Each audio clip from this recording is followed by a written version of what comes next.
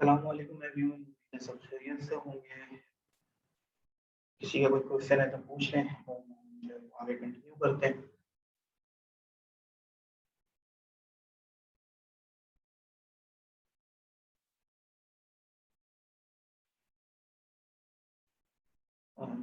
किसी का क्या तो क्लास में सीखो जाना ऐसा कोई क्वेश्चन है आपका?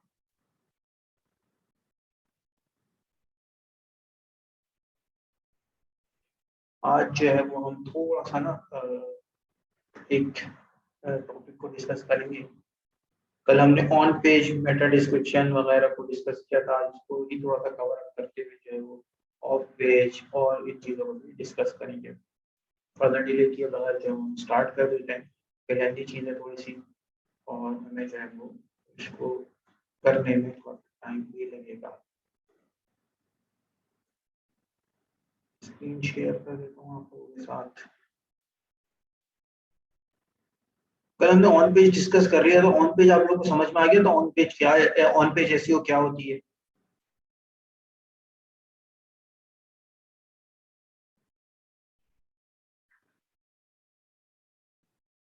ठीक है, आज थोड़ा सा ऑफ पेज और एक नई चीज डिस्कस करते हैं।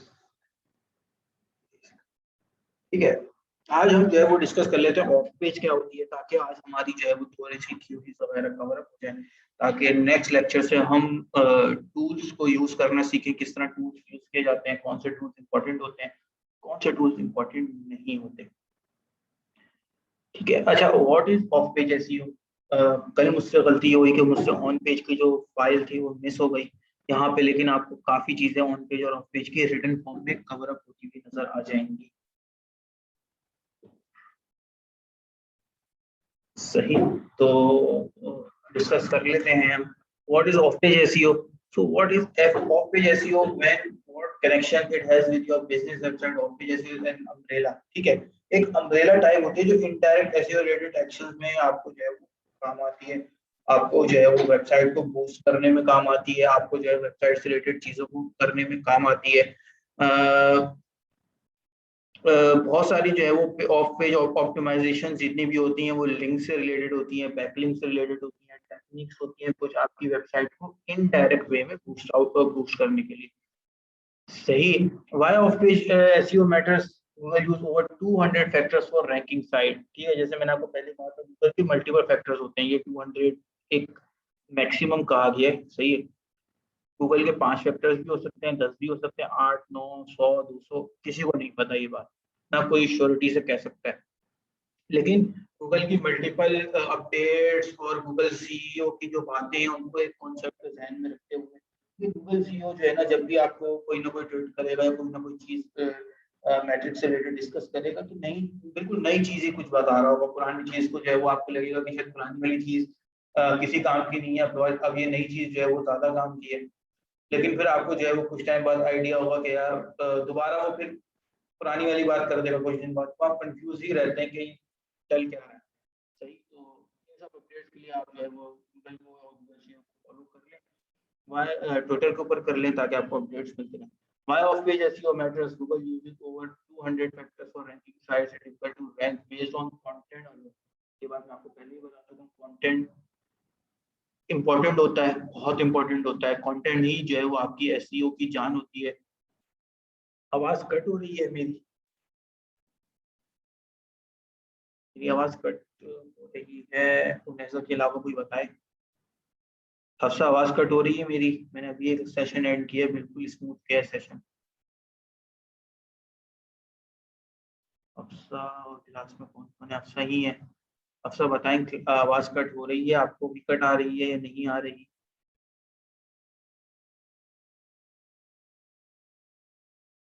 उन्हेजा, अब सही आ रही है आवाज आपको?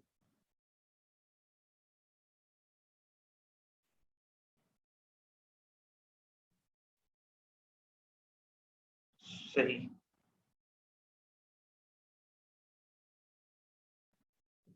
ठीक है।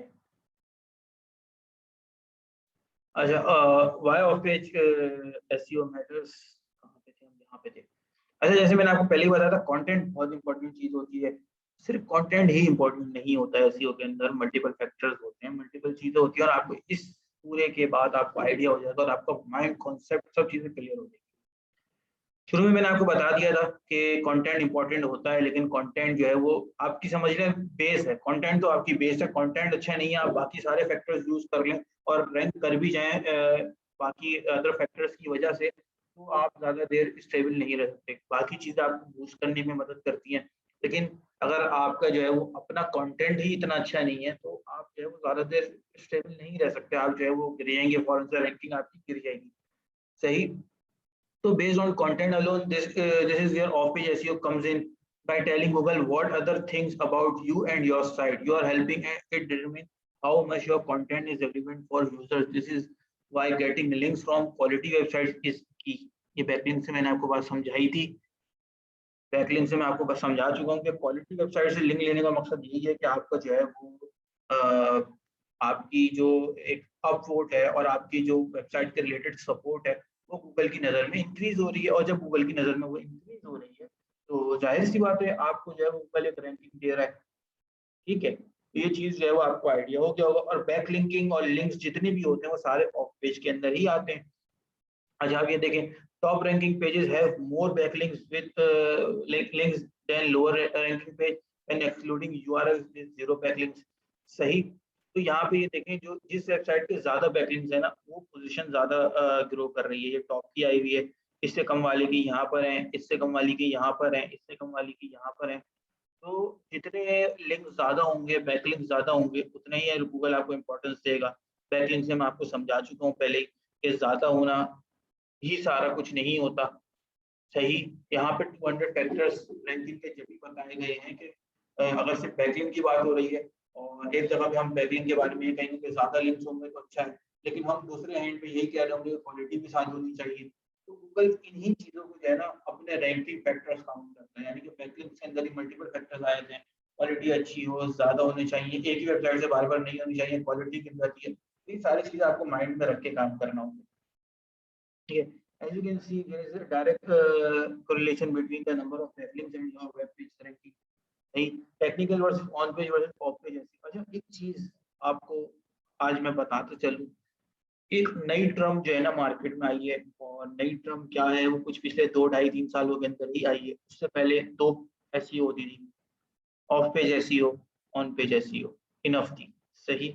ऑन पेज एसईओ के अंदर रिलेटेड टू वेबसाइट, आप जो काम वेबसाइट के ऊपर कर रहे हैं, इन इजी वर्ड्स वो सब चीजें होती थी।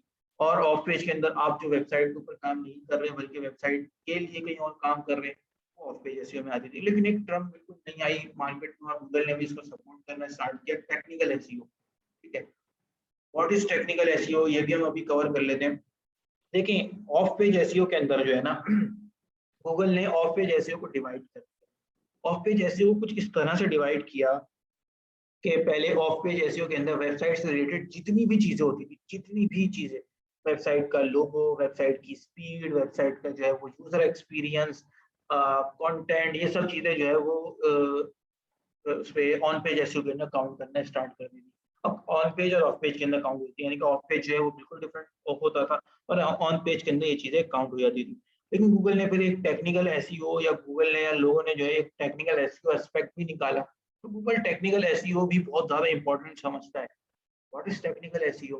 टेक्निकल एसईओ के अंदर सारी टेक्निकल चीजें आ जाती हैं। यहाँ पे एक चार्ट है जिसके अंदर आपको समझा दूंगा क्या होता है टेक्निकल के अंदर। सही। अब टेक्निकल वर्सेस ऑन पेज, अब देखें among the ranking factors use the value evaluate website, the most commonly mentioned terms are on page, off page and technical. Let's break down each one of these three factors.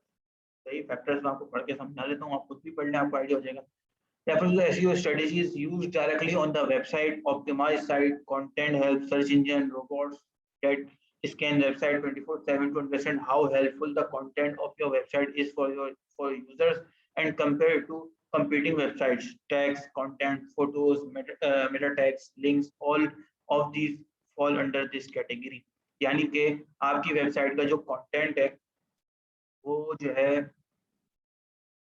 आपकी website का जो content है वो on page के अंदर आना शुरू हो गया। मेटा टैग्स, फोटोज, टैग्स और ये सारी चीजें जो है ना ऑन पेज के अंदर गूगल ने डाल दी, और इसको जो है एक अलग से सब्जेक्टिव कर दिया कि ऑन पेज जो है वो अब सिर्फ इन्हीं चीज़ों पे कंसीडर करी जाएगी। लेकिन आज भी जो लोग पुराने एसईओ कर रहे हैं, वो टेक्निकल एसईओ को जो है वो बात करते हुए बोल तो देते हैं कि ये टेक्निकल एसईओ है, लेकिन अगर वो ऑन पेज एसईओ भी कहें ना, तो ऑन पेज के अंदर उनके दिमाग में वही सारी चीज़ें आ रही होती है कि ऑन पेज के जो अंडर है ना, यानी कि आप ये समझ लें ऑन पेज के अंडर एक टेक्निकल एसईओ की सब कैटेगरी बना दी गूगल ने और इसको एक अलग कैटेगरी कह दिया। लेकिन जो पुराने एसईओ करने वाले हैं, वो टेक्निकल एसईओ को भी अभी भी अंडर ऑन पेज अम्ब्रेला ही समझते हैं। सही। लेकिन अगर कोई कहता है कि उसको सिर्फ टेक्निकल एसईओ चाहिए, तो आपको पता होना चाहिए कि अब टेक्निकल एसईओ के टर्म क्या है।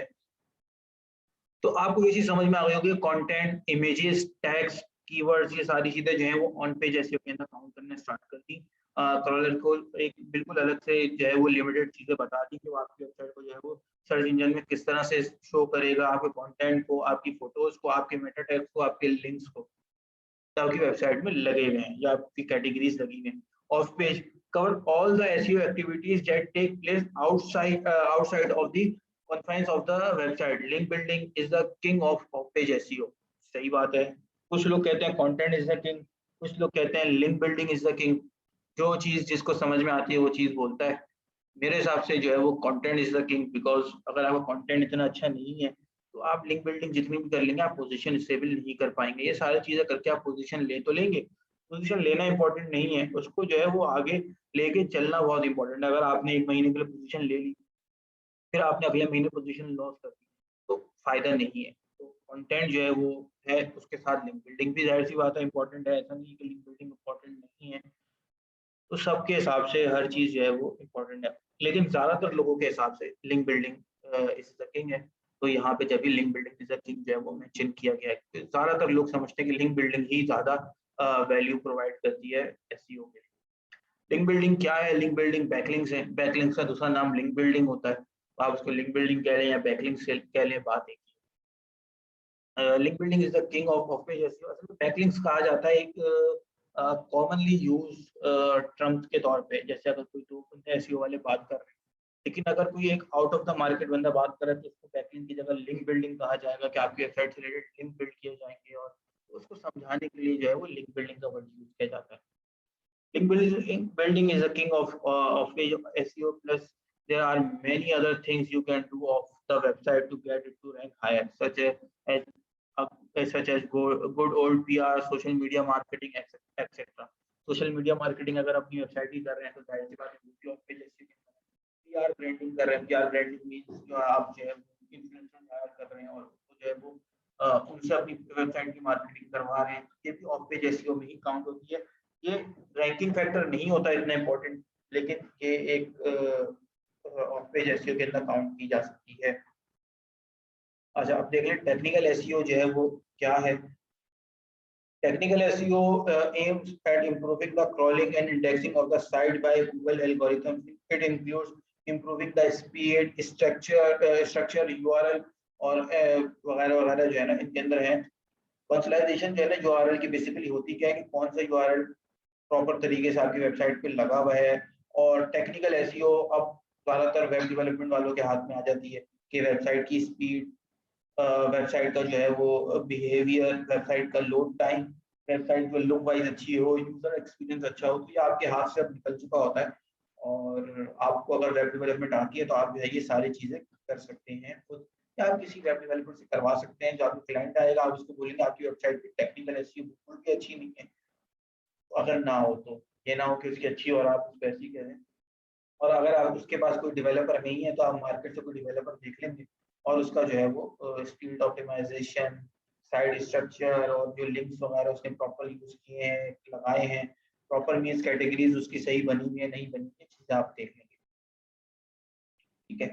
अच्छा, अब यहाँ पे एक चार्ट आपको शो हो रहा है, इसका स्क्रीनशॉट लेना है, लेना है ताकि आपको आइडिया हो जाए कि ऑन पेज और ऑफ पेज का जो है वो डिफरेंस क्या है। On page SEO, off page SEO और technical SEO. On page SEO content, meta tags, heading optimization जो H1 H2 होते हैं, जो कल मैं बता रहा था। इंटरनल लिंकिंग किसी को पता है क्या होती है? तो मुझे बता, इंटरनल लिंकिंग क्या होती है? किसी को आइडिया इंटरनल लिंकिंग का?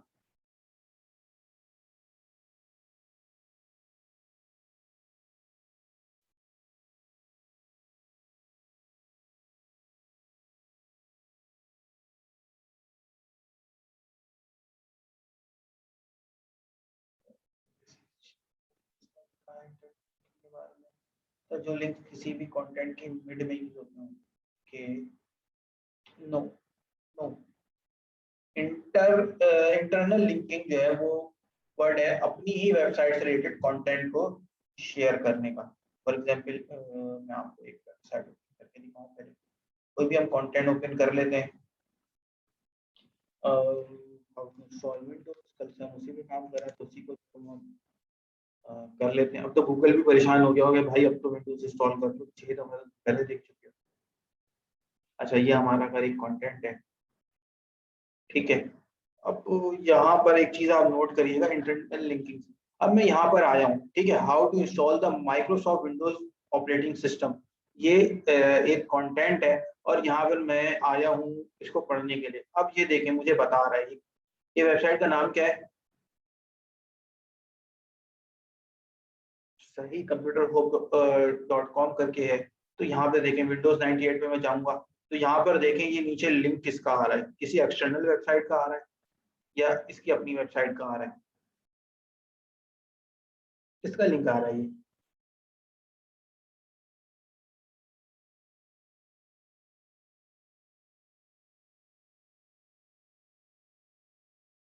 मैंने माउस सबके वहीं पे छोड़ दिया ताकि आप लोग देख लें आराम से किसका लिंक आ रहा है ये।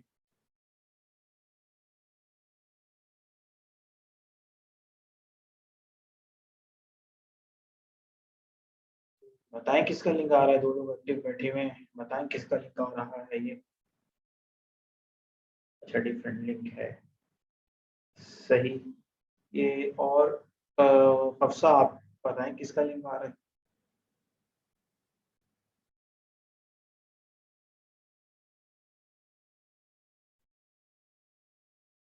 हफ्सा सो रही है शायद, चले इसको हम जो है वो पहले, ये क्या लिखा हुआ है तो इसको पढ़ के बताएं क्या लिखा हुआ है। उन्हेजा आप ही एक्टिव बैठी में, आप ही बता दें क्या लिखा हुआ है।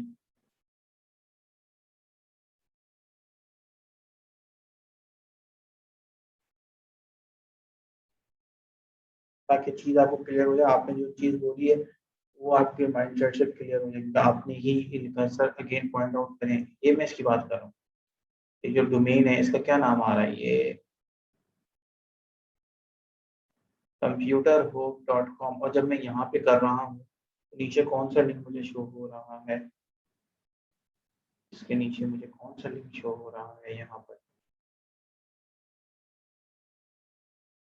इसका मैं अगर स्क्रीन शॉट लेके आपको दिखा दूँ,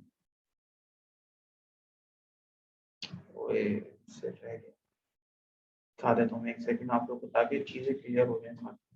स्क्रीन शॉट दिया मैंने, स्क्रीन ओपन कर ली है।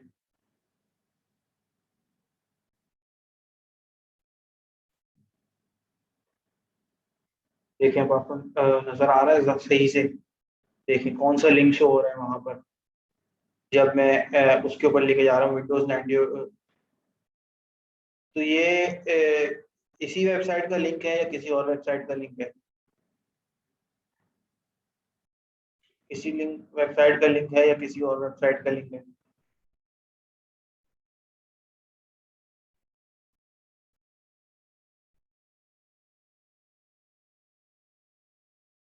ठीक है, किसी और वेबसाइट का लिंक है। यहाँ पे लिखा हुआ है computerhope.com, ठीक है। और जब मैं यहाँ पर लेकर आ रहा हूँ तब भी आपको नजर आ रहा है कि ये किसी और वेबसाइट का लिंक है। दोबारा देख लें ताकि आपको सही से नजर आ जाए किस किसी और वेबसाइट का लिंक है या इसी वेबसाइट का लिंक है। अब नजर आ रहा है आपको, जब ये भी वेबसाइट जिस पे हम पहले सर्च कर रहे हैं वो भी कंप्यूटर होप है, और ये जब यहाँ लिंक आ रहा है ये भी कंप्यूटर होप का ही है, तो किसी और वेबसाइट का लिंक कैसे हुआ।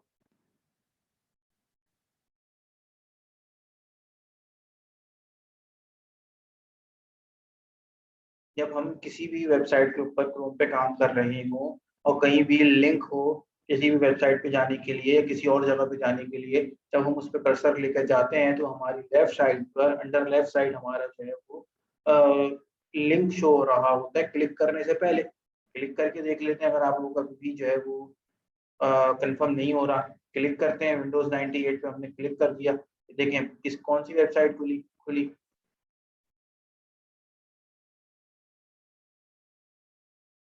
वही वेबसाइट खुली।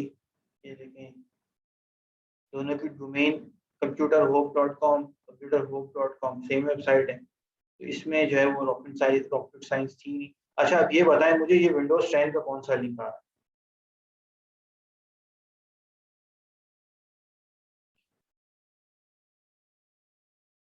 विंडोज 98 का तो सेम आ रहा था, अब इसका बताएं इसका कौन सा आ रहा है, ताकि आपको दोनों चीजें जो है वो क्लियर हो जाए।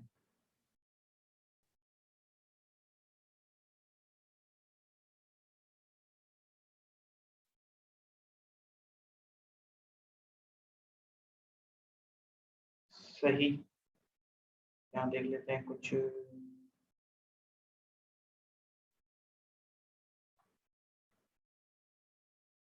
सही, सेम वेबसाइट का आ रहा है। तो जो वेबसाइट अपनी ही किसी और पेज को या अपनी ही किसी और जगह को, यानी कि ये वेबसाइट है और यही अपनी किसी और पेज को जब लिंक फॉरवर्ड कर रही है, ये लिंक दे रही है, तो इसको इंटरनल लिंकिंग कहा जाता है।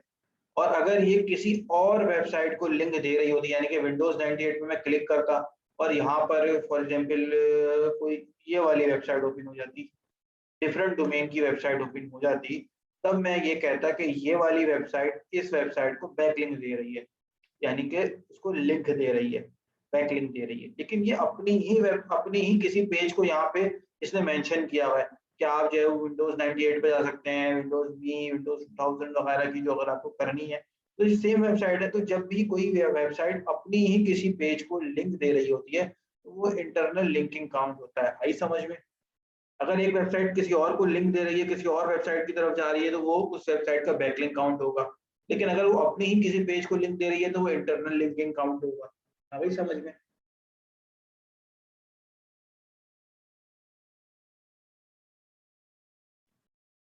तो नैजा, हमार और हफ्सा, आपको आ गई समझ में तीनों को?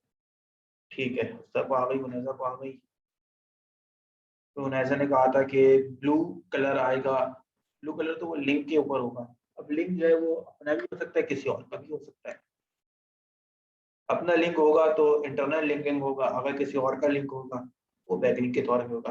तो इंटरनल लिंकिंग हुई हुई ऑन पेज के अंदर इंटरनल लिंकिंग आ जाती है। इमेज ऑप्टिमाइजेशन बहुत इंपॉर्टेंट है। इमेज अगर आपकी बहुत ज्यादा एमबीज कंटेन कर रही है, तो लोड होने में वो जाहिर सी बात है तंग करेगी। और इमेज एसईओ भी इंपॉर्टेंट होती है जब आप इमेज अपलोड कर रहे होते हैं। तो इमेज अपलोड करने से पहले मैं आपको थोड़ी देर में बता देता हूँ इमेज ऑप्टिमाइजेशन क्या कहलाती है। बेसिकली इमेज ऑप्टिमाइजेशन ना इतनी अब इम्पोर्टेंट नहीं रही है, लेकिन अगर इमेज ऑप्टिमाइजेशन को कहा जाता है कि आपकी जब फ़ोल्डर में आपके किसी सिस्टम में इमेज मौजूद है, तो आप उसका जो है वो नेम अपने कीवर्ड से रख लें, ताकि आपकी इमेज भी जो जब अपलोड होगी तो गूगल में आपके कीवर्ड से ही पहचानी जाएगी। और जब आप इसको अपलोड कर रहे होते हैं वेबसाइट के ऊपर, तो वहाँ पे इमेज का नेम आ रहा होता है, तो इमेज का नेम अपने कीवर्ड से मेंशन करें। आप किसी भी जगह पे जब अपलोड करेंगे इमेज, किसी भी वेबसाइट पे अपलोड करेंगे, तो वहाँ इमेज का नाम आ रहा होगा। सही। और अगर आपको नहीं पता कि इमेज किस तरह अपलोड होती है वेबसाइट पे, तो जो वेबसाइट आपका डेवलपर है, ठीक है, अगर आप एसईओ कर रहे हैं तो एसईओ वाला बंदा अलग होता है और डेवलपर अलग होता है। आप डेवलपर को बोल देंगे कि इमेज में जो है वो कीवर्ड का नाम ऐड कर दे, वो कर देगा। एंड मोर मीन्स होता तो मेन चीजें यही है। अब इसके आप जो है डिटेल में चले हैं इंटरनल लिंकिंग वगैरह की, इंटरनल लिंकिंग जो है वो ये हो गई हो, या हेडलाइन ऑप्टिमाइजेशन H1 H2 वगैरह। लेकिन मेन चीज ऑन पेज की यही होती है। Of page link building, content marketing, SMM, social media marketing. Link building important होती है, ठीक है।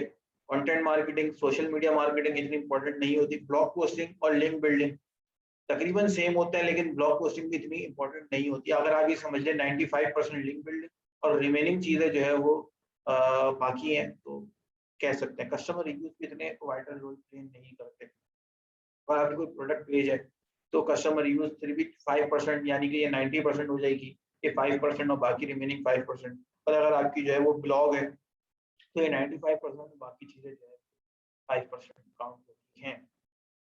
पहले ऑन पेज और टेक्निकल सेम होती थी, लेकिन अब अलग हो गई है। तो टेक्निकल के अंदर जो है वो साइड स्पीड आ गई, पहले ऑन पेज के अंदर आती थी साइड स्पीड। साइड मैप पहले ऑन पेज में ही आता था, लेकिन अब उसको टेक्निकल में जो है वो काउंट करना स्टार्ट कर दिया है। और आपका जो है वेल स्ट्रक्चर्ड डेटा, कॉन्सोलाइजेशन, ये टैग्स वगैरह जो है ये आप इजीली कर रहे होते हैं। ये सारी चीजें जो है एक्सएमएल साइड हमने कर ली थी, और साइट मैप जब हम क्रिएट कर रहे होते हैं तो सेम होता है साइट मैप। जब हम मेटा डेटा और मेटा डिस्क्रिप्शन वगैरह जो है वो कर रहे होते हैं तो ये इन चीज़ों के अंदर काउंट हो जाती है। Technical SEO somehow on page के अंदर अभी भी काउंट होती है, लोग इसको टेक्निकल मानते ही नहीं है। साइट स्पीड टेक्निकल है, साइट मैप इतना टेक्निकल नहीं है, वो तो जाहिर सी बात है कॉमनली बन जाता है इजीली। डिटेल के अंदर है, कुछ पढ़ लेते हैं। Trying to choose between off page, on page and technical or SEO is like choosing what to build for your house, the foundation, the walls or the ceiling. There is no choice here. If you want to improve your search engine ranking, you must put effort into all of them, no skipping. सही, तो आप इन चीजों में से कुछ भी नहीं कर सकते। जैसे मैंने शुरू में बताया 200 के करीब फैक्टर्स हैं, ये मैक्सिमम फैक्टर्स हैं। इनके अंदर गूगल छोटी छोटी चीजें जो है ना वो ढूंढ रहा होता है। और ढूंढ क्या रहा होता है, बेसिकली आपकी वेबसाइट को टारगेट करके नहीं ढूंढ रहा होता।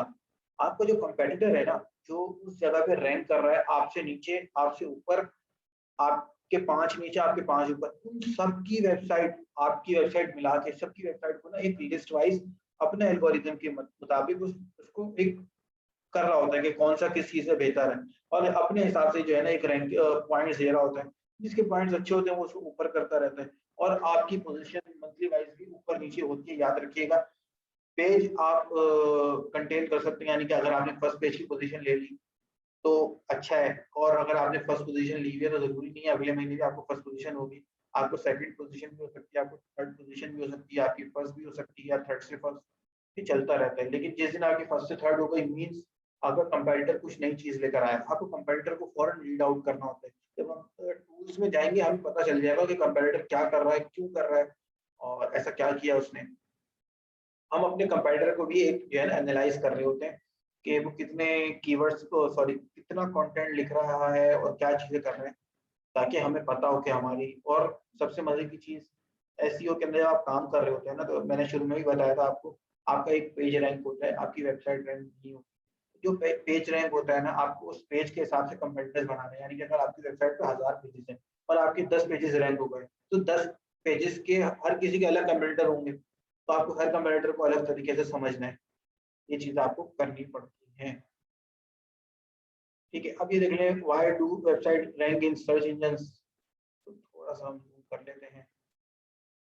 24.6%, other social activity 7.2%, domain name and domain. अच्छा, डोमेन नेम जो है ना एक इम्पोर्टेंट रोल है, लेकिन अब इतना इम्पोर्टेंट रोल नहीं रहा।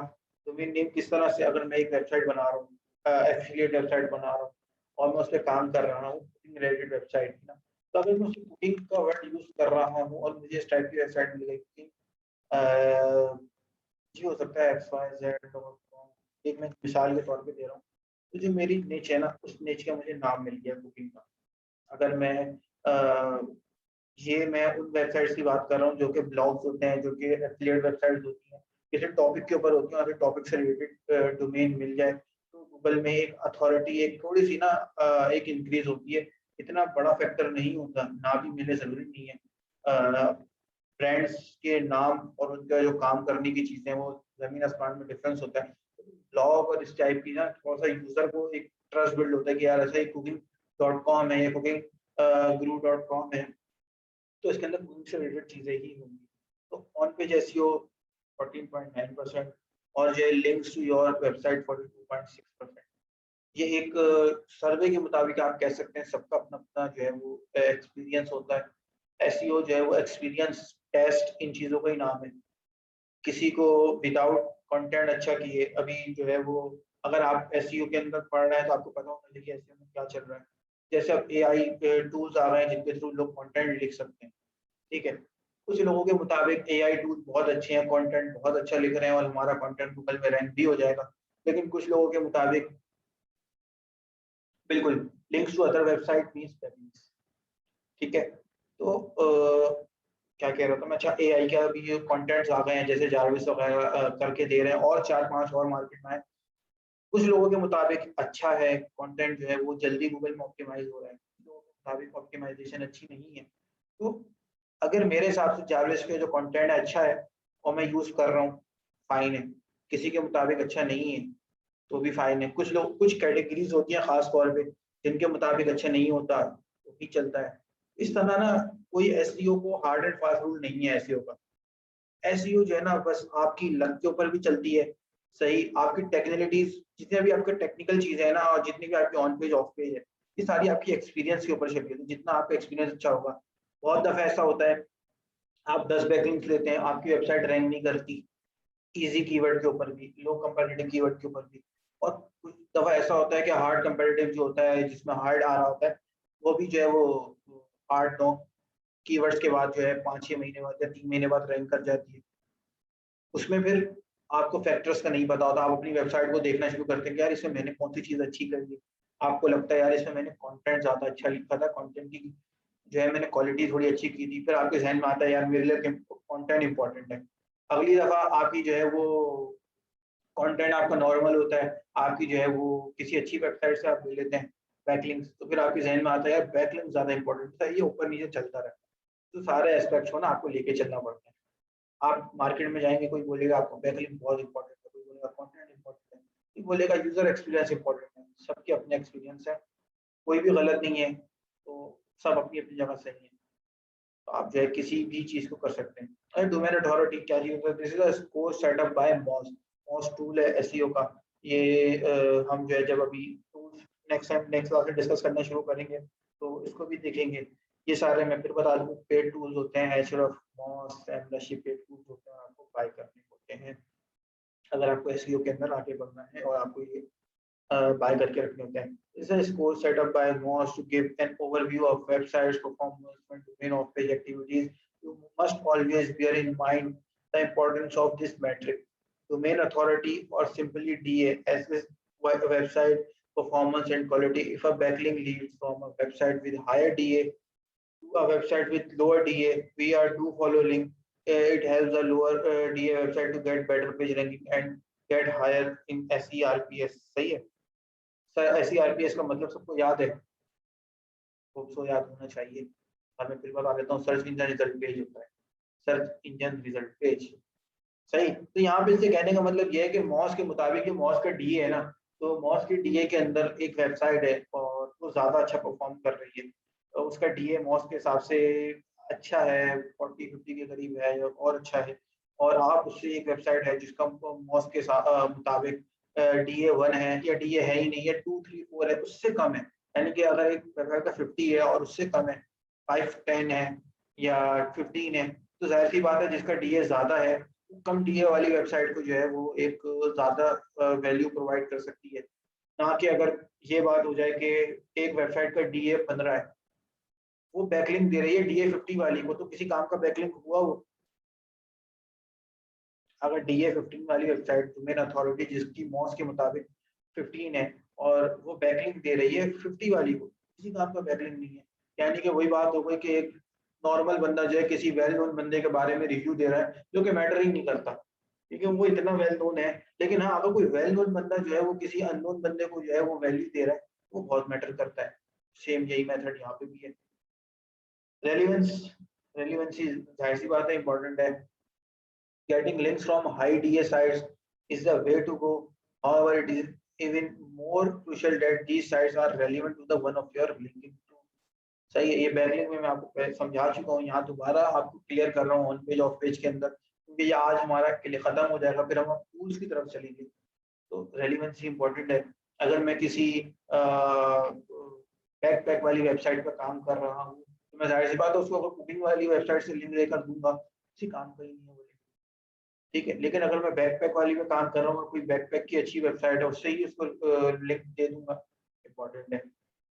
Site traffic, when doing off page activities like from form posting, bloggers outreach, etc, you need to figure out how much traffic these sites people can drive towards you.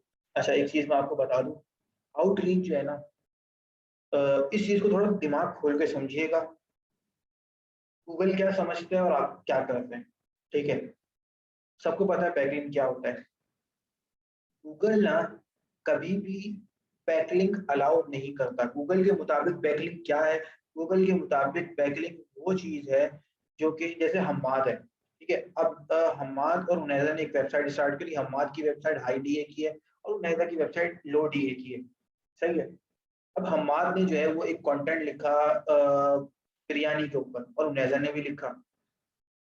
Unaiza ने जो है बिरयानी के ऊपर नहीं, लेकिन related चीज़ों के ऊपर लिख लिया, कोरमे के ऊपर लिख लिया। हमाद ने कुछ टाइम बाद उनैजा की वेबसाइट देखी और उसको लगा, इनको लगा कि उनैजा की वेबसाइट अच्छी है और मैं जो है इनके बारे में लिख सकता हूँ, अपनी ऑडियंस को बता सकता हूँ कि ये भी अच्छा काम कर रही थी। विदाउट उनैजा से कॉन्टैक्ट किए, विदाउट उनैजा को जो है वो इंटरेक्शन किए, या विदाउट किसी भी पैसे के अगेंस्ट या कोई भी फेवर के अगेंस्ट उनैजा को जो है उनैजा की वेबसाइट को अपनी वेबसाइट पे बैकलिंक दे दिया। गूगल इस चीज को प्रेफर करता है। लेकिन मार्केट में क्या होता है, मार्केट में ये होता है जिसको बेसिकली आउटरीच कहा जाता है। सही है, आउटरीच क्या होता है, उनैजा हमाद को रीच करेंगी और ईमेल के थ्रू कि आपकी वेबसाइट मुझे पसंद आई है, और जो जो चीजें मैंने आपको उसमें बताई थी बैकलिंक में, आप एक छोटी सी चीज लिखेंगी और मैसेज सेंड कर देंगी। हमाद रिटर्न जो है वो आपसे फेवर में कुछ ही मांग सकते हैं, वेबसाइट पे जो है वो हो सकता है वो आपसे कहें कि ठीक है आप मुझे अपनी वेबसाइट का लिंक दे दें, मैं आपको अपनी वेबसाइट का लिंक दे देता हूँ। सही है। या आप ये कह सकते हैं कि आप जो है मुझे कोई भी फेवर हो सकते हैं, पैसे दे दें या जो चीज़ हमारे डिमांड कर सकते हैं। उन्हें तो समझ आएगी, उन्हें जो है वो लिंक ले लेंगी, नहीं आएगी गो थ्रू कर देंगी ऑफर को। सही। गूगल के मुताबिक ये चीज़ जो है वो वैल्यूएबल नहीं है।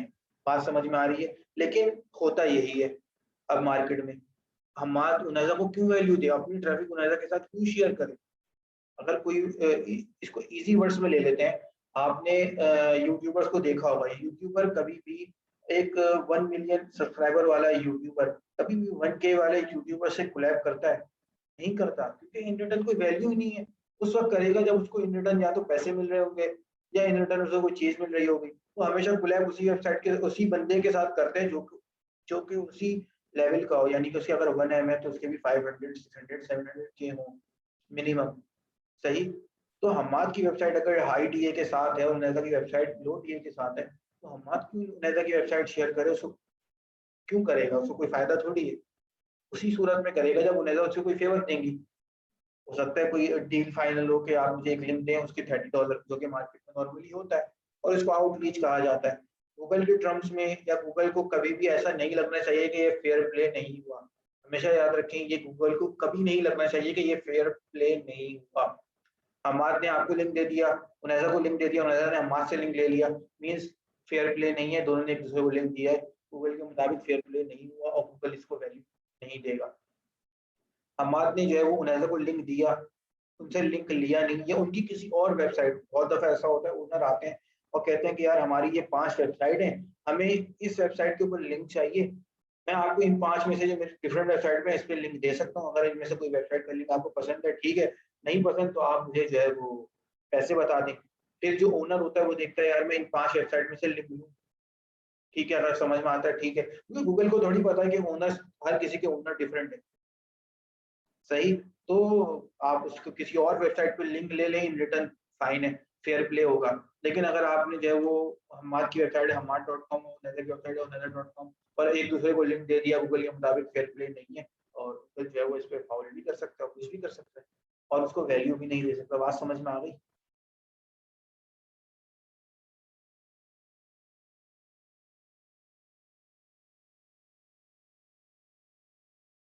तो इसको आउटरीच कहा जाता है, आउटरीच होती है। गूगल के मुताबिक ये फेयर प्ले नहीं होता, लेकिन आपको फिर भी यही करना होता है, और आप इसी तरह फेयर प्ले जो है वो इसको फेयर प्ले बना के खेलते हैं, ताकि गूगल जो है वो आपको किसी तरह की पेनल्टी नहीं लगाए। मैंने शुरू में भी कहा था बहुत सारी चीजें जो है वो गूगल के मुताबिक सही नहीं होती, लेकिन आपको एसईओ करते हुए सही करनी होती है, क्योंकि आपको रैंकिंग चाहिए होती है। ठीक है। तो बैकलिंक यही चीज होती है। अब बैकलिंक और लिंक बिल्डिंग मैंने ऊपर बताया था आपको। बैकलिंक जो है ना, मेन कॉन्सेप्ट बैकलिंक का यही जाता है कि भाई फेवर देके लिंक लेना, इन शॉर्ट। लिंक बिल्डिंग के अंदर जो है वो थोड़ा सा इस तरफ जाता है कि लिंक बिल्डिंग मीन्स कि लिंक को बिल्ड करना, किसी भी वेबसाइट को जो है वो आपको फेवर करेगी। तो वो थोड़ा सा ना वर्ड्स में डिफरेंस हो जाता है, लेकिन जो मार्केट में बैठे हैं उनको पता है लिंक बिल्डिंग भी वही चीज है, बैकलिंक भी वही चीज है, और बाकी चीजें भी वही चीज है। तो इसमें आपको जो है वो अ, बस फेयर प्ले लेके चलना होता है, और गूगल के मुताबिक आपको जो है वो काफी फेयर चलना होता है। अच्छा, हम लिंक टाइप पे थे। अच्छा, डू फॉलो लिंक जो है वो मैंने बता दिया था क्या होता है, एक दफा पढ़ ले बेटा। A do follow link is the default link type that allows Google bots or Spider to pass value to the link link use या पास वैल्यू जो होती है वो वैल्यू जो है वो डू फॉलो मीन्स एक वेबसाइट डू फॉलो कर रही है, यानी कि गूगल को कह रही है कि मैं अपना जो अपनी अथॉरिटी है इस वेबसाइट की तरफ ट्रांसफर करना चाहती हूँ। web page that is linked to Google. Google observes the number of do follow links and the amount of separate domains you get then from. सही है, गूगल इसको आइडिया लगा लेता है आपको कितनी जो है वो सेपरेट डोमेन से आपको मिल रही है या नहीं मिल रही। The more number of do follow links from multiple and relevant sources, the more the value that is being passed. सही वही चीज मैं आपको पहले बता चुका हूँ। No follow links, no follow link ये आप एक दफा और समझिए, नो फॉलो मैंने आपको पहले ही बताया था पर अभी फिर से समझिए। A no follow link that link type means Google bots or spiders will not follow such links. They won't pass any value of the page where it is linked to. No follow links won't make any difference for your rankings. No follow links are introduced in attempt to stop web spam. उसमें मैंने आपको बताया था कोई ऐसी website होती है जिसकी तरफ आपको अपना ट्रैफिक भेजनी होती है और उसकी ऑडियंस ज्यादा होती है, लेकिन आपको वहां से यूज नहीं चाहिए होता, आपको वहां से अथॉरिटी नहीं चाहिए होती, उस वेबसाइट की जो है वो एक वैल्यू अच्छी नहीं है गूगल में, तो आप उसको फिर बोलते हैं कि यार इसको नो फॉलो करना ताकि गूगल के मुताबिक ये वैल्यू जो है आपकी वेबसाइट की मेरे पास ना आए, आपकी रॉन्ग मेरे पास ना आए, और जो आपकी जो यूजर्स हैं वो लिंक पे क्लिक करके बिल्कुल आ सकते हैं, उनका जो है वो कोई लेना देना नहीं होता। किसी का कोई क्वेश्चन है तो पूछ लें, बहुत ज्यादा जो है मैं बोल लिया है अभी, पानी वगैरह पी लें।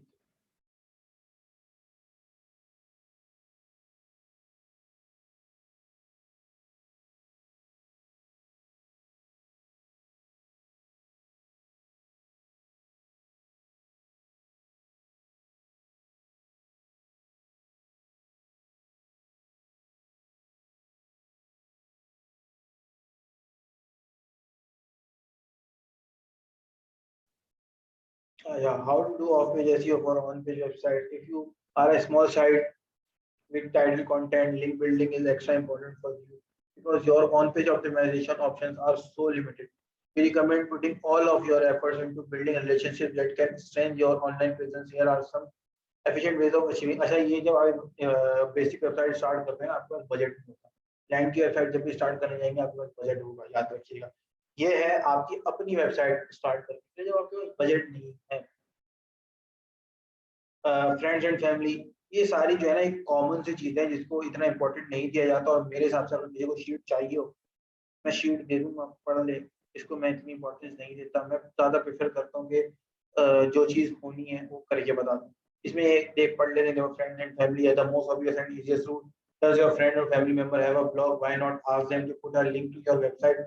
यहाँ पे इसको इजी वर्ड में पता क्या किया गया है, फ्रेंड्स एंड फैमिली कहा गया है। सही, जो कि आपको पता है फ्रेंड्स एंड फैमिली ब्लॉग हर किसी की नहीं चलाती, तो जो दोस्त होते हैं आप उनको रीच करते हैं, दोस्त नहीं देते लिंक, तो उनको भी पता है कि एक वेबसाइट को लिंक क्यों दिया जाए। अगर मैं अपनी बात बताऊं, सही है, मेरे पता नहीं कितने दोस्त हैं, हर किसी की जो है वो वेबसाइट चल रही है, लेकिन कोई भी आपको लिंक नहीं देता और मैं भी किसी को लिंक नहीं देता। सही है, क्यों नहीं देता, उसकी 3-4 वजूहत हैं। एक वजह ओनरशिप हाइड, ठीक है। ओनरशिप हाइड करने की मेन वजह ये होती है कि अगर मैं एफिशिएंट वेबसाइट चला रहा हूँ, ठीक है, या मैं एक ब्लॉग चला रहा हूँ, तो उसके पीछे स्ट्रेटजीज मैंने बनाई हुई हैं। सही, और अगर मैं किसी अपने दोस्त को लिंक दूंगा ना, तो आपको नहीं पता आपका दोस्त आपसे तो फेस टू फेस बहुत अच्छा हो सकता है, लेकिन बैक एंड पे आप ही की स्ट्रेटजीज को जो है वो यूज कर रहा है। अब उसको पता है कि मैंने क्या स्ट्रेटजी यूज करी हुई है। अब मैं इसकी एग्जांपल आपको ऐसे दे देता हूँ, जैसे एक नॉर्मल वेबसाइट है, अब बंदा जो है ना ये नॉर्मल वेबसाइट है abcd.com, वो इसको इतने वैल्यू नहीं देता, लेकिन अगर किसी को पता चल जाए मेरे दोस्त को क्या है कि बैत की है abc.com, तो उसको जाके इन डेप्थ सर्च करेगा उसकी मैंने क्या स्ट्रेटजीज यूज की हुई हैं, और फिर उन्हीं स्ट्रेटजीज को जो है सेम निच के साथ मुझे मेरा ही कंपेटिटर बन के मार्केट में आ जाएगा, तो मुझे ही नहीं पता होगा। सबसे मेन वजह ये होती है कि फ्रेंड्स एंड फैमिली या आपको कोई भी दोस्त आपको लिंक नहीं देता प्राइवेसी की वजह से। साइट का डेटा ना चोरी हो जाए, या साइट की जो स्ट्रेटजीज है वो चोरी ना हो जाए। आप क्या स्ट्रेटजीज यूज कर रहे हैं, अगर आपके दोस्त को पता है, वही स्ट्रेटजी आपकी जो है अगेंस्ट आके कंपेटिटर बन के वही लिंक ले सकता है। और ये कॉमन चीज है मार्केट में, अगर आप बैठे हैं तो आपके जो है वो आपके ही दोस्त आपके कंपेटिटर हो सकते हैं, कहने को तो वो दोस्त हो सकते हैं लेकिन आपके ही कंपेटिटर बन के बैठ जाते हैं। उसके अलावा फिर लोग ये भी बोलते हैं कि यार हम लिंक्स नहीं दे सकते, क्योंकि गूगल जो है अगर आप बार बार लिंक किसी को दे रहे हैं तो गूगल के मुताबिक आपकी वैल्यू भी गिरती है कि आप हर किसी को जो है वो एक वैल्यू दे देते हैं। तो वेबसाइट जो है वो जितनी कम वैल्यूज दे रही होती है, यानी कि अगर 10 कंटेंट में एक वैल्यू दे रही है, अच्छा है। अगर 5 कंटेंट में एक वैल्यू दे रही है, ठीक है। अगर 5 कंटेंट में 4 कंटेंट में लिंक ऐड करके दे रही है गूगल के मुताबिक, उसका जो 80% तो वो लोगों को लिंक्स दे रही है अपनी वेबसाइट से, वो किसी काम की वेबसाइट नहीं हुई थी गूगल के मुताबिक। इस वजह से फ्रेंड्स एंड फैमिली, अगर कोई आपका बहुत लॉयल फ्रेंड है और वो आपको लिंक देने के लिए रेडी है, ले लें आप। Local newspapers, if you are in small business operating out of a small town, your local newspaper probably ये लोकल एसईओ में काम आता है, लेकिन फिर भी इतना इम्पोर्टेंट नहीं होता। ठीक है, ये एक स्ट्रेटजीज होती हैं कि अगर आप लोकल न्यूज़पेपर की वेबसाइट्स को भी आप रीच कर सकते हैं, और अगर आप ये बहुत पुरानी स्ट्रेटजी है। ठीक है, ये आज से 5-10 साल पुरानी स्ट्रेटजी। होता ये था कि आप ऑनलाइन किसी भी कंपनी को रीच करें जो न्यूज़पेपर लिखती हैं और यूएस वगैरह की, और आप उनको रीच करके बोलते हैं कि मेरी वेबसाइट है, हम इस पर कंटेंट लिखते हैं और इसको पब्लिश करते हैं। आप उनको पेपाल के थ्रू जो है वो पेमेंट वगैरह कर देते हैं। या लोकल न्यूज़पेपर्स की जो यहाँ की वेबसाइट्स है ना, डॉन वगैरह, अगर आप लोकल काम करें, आप इनको ईमेल करें और लिखें कि मैं आपके लिए एक कंटेंट लिखना चाहता हूँ, तो भी जो है वो कर देते हैं। सही है। Your business partners, assuming you have establish your business partners वगैरह जो है वो, वही बात है। इसका एक आसान तरीका ये होता है लोकल न्यूज़पेपर्स वगैरह का, और इसका जो है वो एक इम्पॉर्टेंट फैक्टर मैं आपको पहले ही बता चुका हूँ कि राइट फॉर अस की जो वेबसाइट्स होती है ना, आप उनको फाइंड आउट करते हैं। ठीक है, जो राइट फॉर अस की सर्विस दे रही हैं, आप वहां जाते हैं, उनके लिए कंटेंट लिखते हैं और उसमें फ्री में अपना मल्टीपल वेबसाइट होती है, और अच्छी अच्छी वेबसाइट होती है, हल्की वेबसाइट्स नहीं होती। जाहिर सी बात है, हर कोई वहां पे राइट इसलिए ही करता है क्योंकि उसको लिंक चाहिए होता है। तो गूगल के मुताबिक उसकी वैल्यू थोड़ी कम होती है, लेकिन आपके लिए इनफ होती है अगर आप एक बिल्कुल नई वेबसाइट चलाना चाह रहे हैं और आपके पास बजट नहीं है तो। ऑफ पेज एसईओ की कुछ चेकलिस्ट यहाँ पे मौजूद है, उसको देख लेते हैं।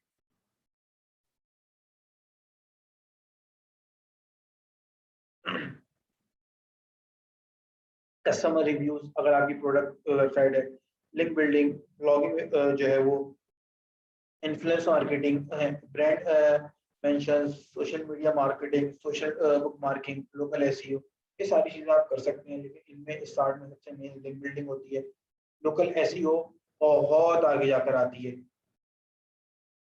लोकल एसईओ बहुत आगे जाकर आती है।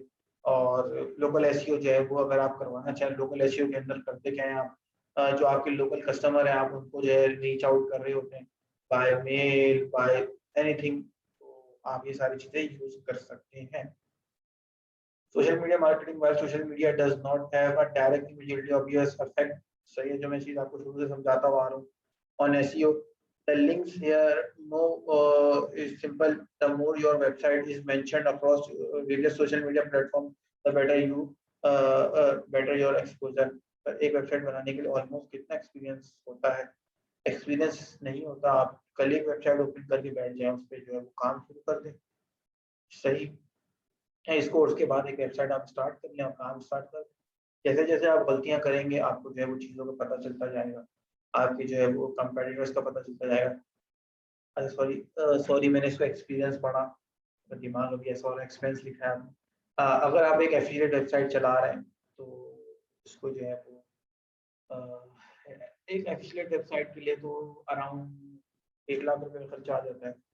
और अगर आप एक नॉर्मल ब्लॉग वगैरह चला रहे हैं तो भी आपको 50, 70, 80 के करीब का बजट चाहिए होता है। The more you put in, you get benefits. इसलिए लेकिन एक एवरेज स्टार्ट भी 30 to 40,000 का आपको चाहिए, एक बजट आपको चाहिए कि, या आप फ्री की तरफ जाते हैं, फ्री रिसोर्सेज। देखिए बेसिकली बजट क्या होता है, मैं यहाँ पे ब्रेक डाउन कर देता हूँ। वेबसाइट का बजट होता है, आप खुद वेबसाइट बना लें, खुद वेबसाइट के साथ मैं ये बता रहा हूँ, सही है। अगर आप किसी और से वेबसाइट बनाते हैं तो 15,000 20,000 की वेबसाइट भी एडिट कर, आप खुद वेबसाइट आपने बना ली, आपको डोमेन होस्टिंग और खुद वेबसाइट बना ली, आपको 5,000 में चीजें पड़ जाती है, डोमेन होस्टिंग। और जब आप खुद वेबसाइट बना रहे हैं 5,000 में ये पड़ गई, फिर मेन चीज जिसके अंदर लोगो आ गया, ये सारी चीजें, आपकी वेबसाइट तैयार हो जाती है 5,000 में खुद बनाने पे। वेब डिजाइनिंग सर्च करके डायरेक्ट खुद नहीं बना ली, वेब डिजाइनिंग पूरी प्रॉपर करनी पड़ती है। कोई सीख कर, सही है, मैं मेरा दिमाग कहाँ चल रहा है मैं समझ रहा हूँ। आपने सीख को सर्च लिखा हुआ कि वहाँ पर बिल्कुल काम नहीं कर रहा। वेब डिजाइनिंग सीख कर डायरेक्ट अपनी वेबसाइट खुद बना ली, बिल्कुल फिर तो कम खर्चा नहीं होगा, मैं यही बता रहा हूँ। अब ब्रेक डाउन में करके दे रहा हूँ ना आपको। 5,000 में आपको जो है वो वेबसाइट आपने खुद बनाई, डोमेन होस्टिंग और लोगोस वगैरह आपको 5,000 में पड़ रहा है। होस्टिंग आपको 4,000 की पड़ जाती है, डोमेन 2,000 की है, 6-7 हज़ार तक खर्चा हो जाता है, लेकिन फिर भी आप अप्रोक्स लगा लें 5,000 और वेबसाइट आपकी खुद बनी है। मेन चीज होता है कंटेंट। कंटेंट आप खुद लिख रहे हैं तो ये बहुत रिलीफ होता है आपके लिए। आप समझ लें आपका 30% 40% बजट बच गया। सही है। जहाँ आप अगर कंटेंट खुद लिख रहे हैं और आपका 50,000 का बजट है, वहीं आपका जो है वो 30 to 40 या 50% तक बजट बच गया। बस आप कंटेंट खुद लिख रहे हैं तो आपको 50,000 वाला बजट 20-25 तक आ गया, 25-30 तक आ गया। सही। फिर जो 30,000 आपकी फिर भी आपको 30,000 चाहिए बैकलिंक्स देने के लिए अच्छी वेबसाइट्स के, क्योंकि $30, $50, $70 के करीब पड़ते हैं। सही। तो आपको ये कभी भी आइडिया नहीं होता कि आपको कितने बैकलिंक्स चाहिए, आपको हमेशा आपके कंपेटिटर से आइडिया होता है। अब हम टूल्स को समझेंगे तो हमें पता चल जाएगा हमारे कंपेटिटर्स को आइडिया किस तरह हमें लेना चाहिए और होता है। सही। तो अगर 30,000 का बजट है और आप इस फील्ड में उस फील्ड में काम कर रहे हैं जिसमें कंपेटिटर बहुत हाई बैलेंस पे काम कर रहे हैं, तब तो 30,000 क्या 30,000 भी जो है वो 3 लाख भी आपके लिए इनफ नहीं होंगे। तो आपका कंपेटिटर जो काम कर रहा है उस वैल्यू को आपने जो है वो करना होता है। तो सोशल मीडिया मार्केटिंग पे आप शेयर कर सकते हैं करना चाहें तो। How is social media interview with SEO? Search engine do not see social media as a strong ranking factor, but it can still dramatically impact SEO. Nonetheless, there are several ways in which SMM improve SEO. सही। SMM का मतलब किसी को पता है क्या होता है?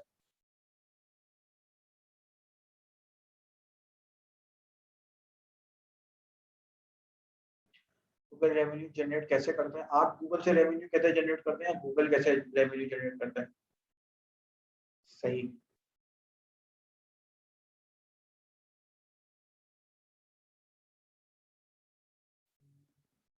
गूगल आप गूगल से रेवेन्यू एड्स लगा के जनरेट करते हैं और गूगल आपसे रेवेन्यू आपकी वेबसाइट पे एड शो करवा के करता है। यानी कि एक जो गूगल के पास बंदा आया, गूगल को 10 रुपए पे कर रहा है एक वेबसाइट शो कराने के आपकी वेबसाइट के ऊपर, गूगल आपको वही वेबसाइट शो कराने के 4 रुपए पे कर रहा हूँ। एग्जाम्पल के तौर पे बता रहा हूँ।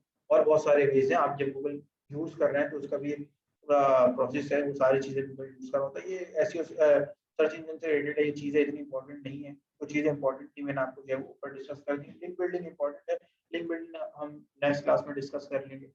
एंड जो है वैसे ऊपर हो गया है। अगर किसी का कोई क्वेश्चन है तो पूछ ले। लिंक बिल्डिंग हम नेक्स्ट क्लास में डिस्कस कर लेंगे और फिर साथ में ही हम टूल्स को भी स्टार्ट कर देंगे। अगर किसी का कोई क्वेश्चन है तो पूछ ले।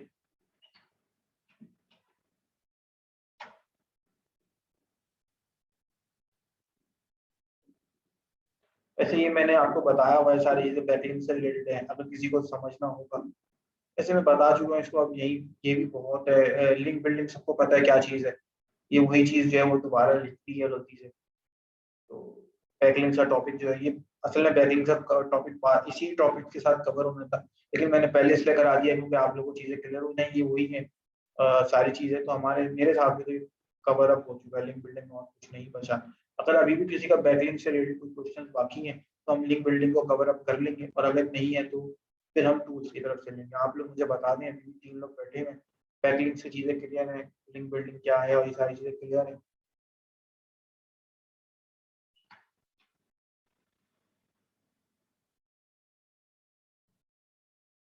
अम्माद अफसा और नेज़ा बता दें ताकि फिर मैं उस हिसाब से जो है।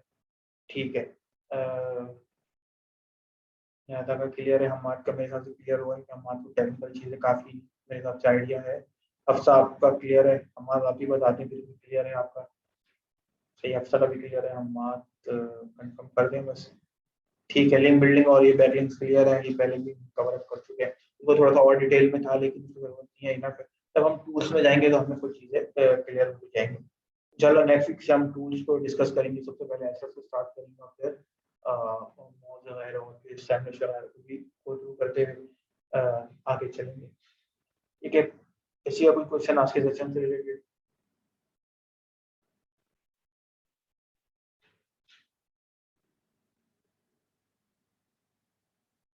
नहीं, वो अपलोड नहीं होती क्योंकि ये डेटा मैंने जमा किया होता है, नॉर्मली मिल जाता है।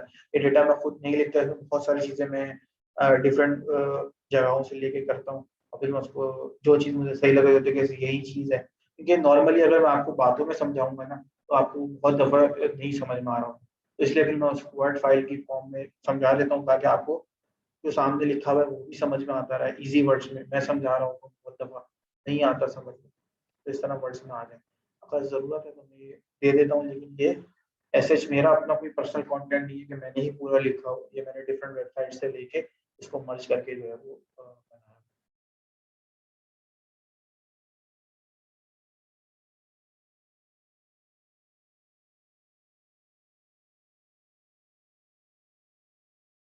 ठीक है, आज के सेशन जो है वो वाइंड अप करते हैं। अपना ख्याल रखिएगा, दुआओं में याद रखिएगा। अल्लाह हाफ़िज़।